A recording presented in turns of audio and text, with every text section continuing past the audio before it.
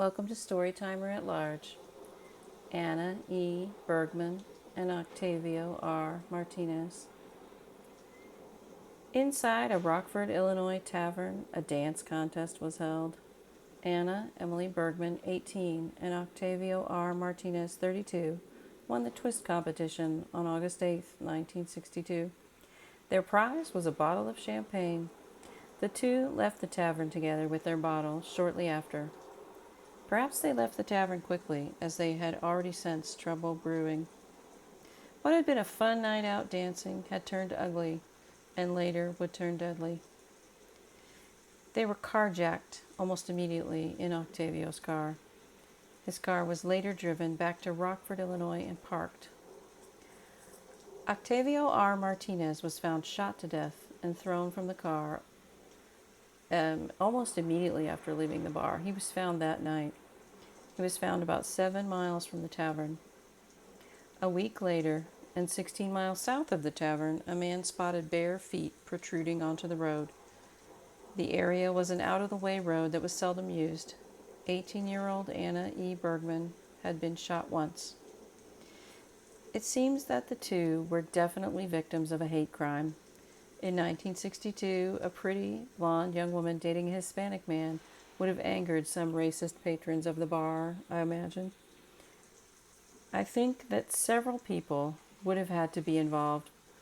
One person would be needed to drive the car.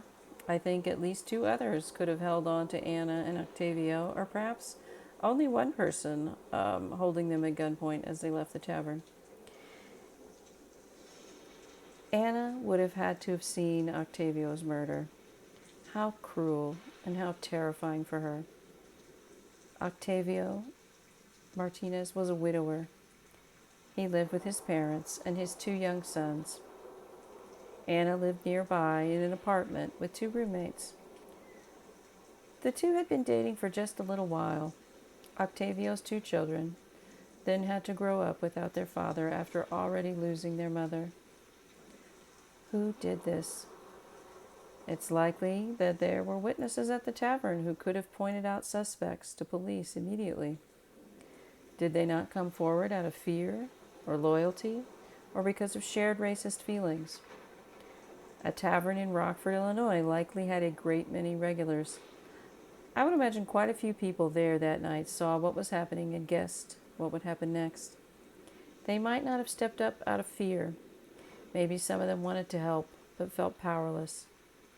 When I was growing up in the 70s and 80s in southern Indiana, I wanted to believe that the people around me weren't racist. I really wanted to believe that. The evidence was there, though. I tried to dismiss it. I wanted to believe that because I was trying not to be racist, that people in the future would also be less racist. I knew I would try to raise my children to love everyone. The racism I tried to ignore has been exposed for all to see lately. It makes me so sad. I thought our society was getting somewhere. I thought we were becoming better people. Yes, there still are good people. Perhaps the world will become kinder and less racist in the future. I choose to remain hopeful.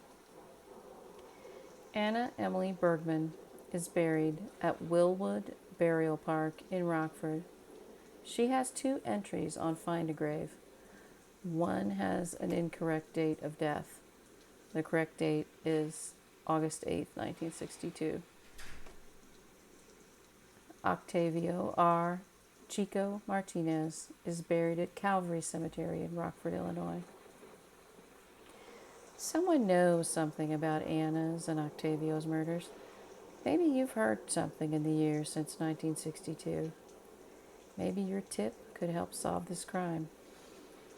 If you have information about the murder of Anna E. Bergman and the murder of Octavio R. Martinez, please call the Winnebago County Sheriff's Office at 815-319-6000.